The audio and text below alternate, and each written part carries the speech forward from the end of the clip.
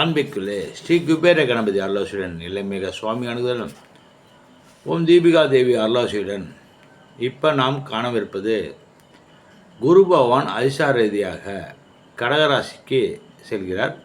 இதனால் மேசராசிக்கு என்ன பார்க்க போகிறோம்.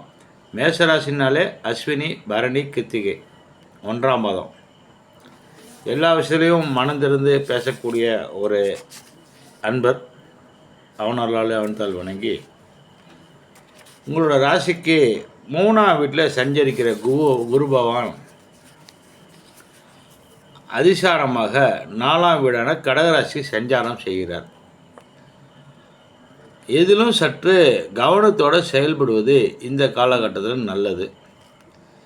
ஜென்மராசிக்கு 12இல் சனி சஞ்சரிப்பதால் கணவன் மனைவிடையே ஒற்றுமை கொஞ்சம் குறைவாக இருக்கும். அனுசரித்து செல்வது நல்லது. பண வரவு ஏற்றமும் இருக்கும், இறக்கமும் இருக்கும். அதனால் அதை பற்றி கவலைப்படாதீங்க. ஒரு நேரம் நல்லா தூக்கி விடும், ஒரு நேரம் கொஞ்சம் இறக்கி விடும். அதனால் ஜாக்கிரதையாக இருக்கணும். ராகு 11இல் சஞ்சரிப்பதால் எதிர்பாராத உதவிகள் கிடைக்கும். உங்களோட உடல் ஆரோக்கியம் சுறுசுறுப்பாக இருக்கும். என்றாலும் முன்கோபத்தை முடிந்தவரை தவிர்ப்பது ரொம்ப ரொம்ப நல்லது. சுபகாரியங்களுக்காக எடுக்கும் முயற்சிகளில் தடைக்கு பின்பு அனுகூலம் ஏற்படும். தடை ஏற்படும்னாலும் ஆனால் நல்ல விதமாக முடியும். அதை பற்றி கவலைப்படாதீங்க, நல்லதே நடக்கும். புத்திர வழியில் ஒரு சில அனுகூலமான பலன்கள்லாம் கிடைக்கும். பெரிய முதலீடுகளில் ரொம்ப பெருசாக போட்டு பண்ணிக்காமல் ரொம்ப அதாவது அளவுக்கு அதிகமாக நார்மலாக வச்சுங்க.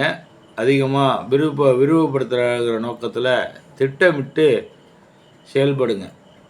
ரொம்ப போட்டு மாட்டி இழுத்துக்காதீங்க. தற்போதைய சூழ்நிலையில் கிடைக்கும் வாய்ப்புகளை நழுவ விடாமல் பார்த்து கொண்டால் போதும். கிடைக்கிற ஆர்டரை விட்டுறாதீங்க. கொஞ்சம் முயற்சி பண்ணுங்கள்.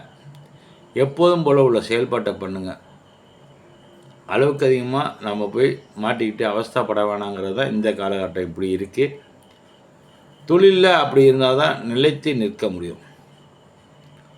உத்தியோகஸ்தருக்கு பணியில் நிம்மதியான நிலை இருக்கும். என்றாலும் சும்மா தேவையற்ற அலைச்சல்களை போய் மாட்டிக்காதீங்க.